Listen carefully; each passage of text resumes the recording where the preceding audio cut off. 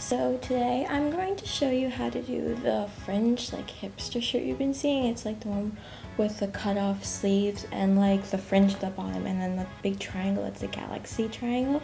Now this piece is gonna have like two parts, but I'm gonna like connect them. Like I will like finish the other part tomorrow. So let's get started.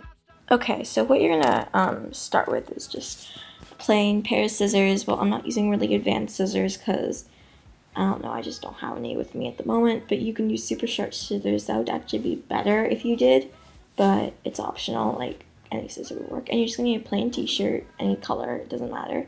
And I already started doing this, but this is optional. I cut the sleeves of the holes off, so it's like kind of a loop down, and you can wear like a little tank top underneath it, and it's really cute for summer and everything, so, and great for fall too, don't worry. And so that's a good idea, and you could just cut along the seam and make sure your shoulders are okay with that outfit area. So, well, let's get started. Let's start. Okay, so what you're first going to do is make sure the t-shirt is really smooth. You don't want rigid, like, fringes or anything, not that's going to matter, but, like, you don't want to have uneven parts, and you just want to flatten it out and make sure it's perfect and all flat and even, especially on the sides, because that's the most important and the hardest thing to cut through the fringe. So I just, like lay it down, flatten it out. I just laid it across the line of the sofa, on the sofa that I'm working on. So it's a guide for me to how far I want to cut my fringes, which is just because I measured it, and also like put the t-shirt on before you just guess a random fringe. Put it on, that's why I'm putting it there. So what you're going to start with is just pick any side to start cutting the fringes on. Now this part is kind of tricky but kind of easy. So what you're gonna do is just pick a side. I'm gonna choose the any side you want, but I'm just gonna choose, I think, the left side. So let's just flatten this out, and why don't I just start cutting on any side will work, but I'm going to choose the left side.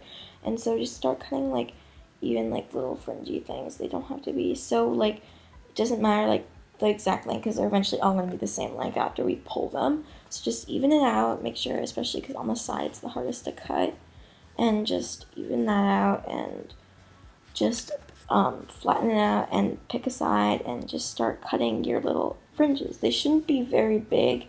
They should be like a centimeter, not even a centimeter, just like a little less than a centimeter long, because you don't want fat fringes. Those are weird. So unless you do, then that's perfectly fine. Like you can cut fat fringes.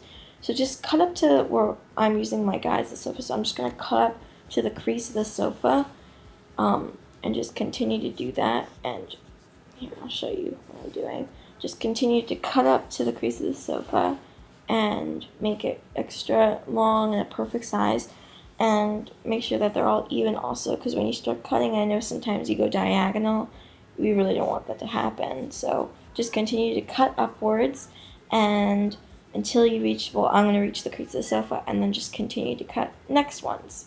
So just continue to do that, and I'll see you in a second after I finish cutting a whole bunch of them. So, well, yes, after I finish a whole bunch of them, and I'm going to bring you to the next step. Yes, there is a next step. So stay tuned in a couple of seconds. Okay, so after I just finished cutting all my fringes, I have like these little flaps at the end, as you can see. They're kind of still fat and wide too, which isn't really what we want. Unless if you think you're done, that's perfect. If that's the style you want, perfect, you can go along with it. That's totally fine, up to you. Yabba dabba da. Okay, so I don't like these flaps at the end though, so I'm just going to continue to cut them off along the seams and pull them too. Now the pull is a very important thing because it makes the fringe long and thin and very flowy, which is just what we want, especially for the new seasons coming up. We want that flowiness going on. We don't want like the thickness that blocks it. So okay, so after you're done, you should have like this kind of look. So this was the last dance of the night. Will you join me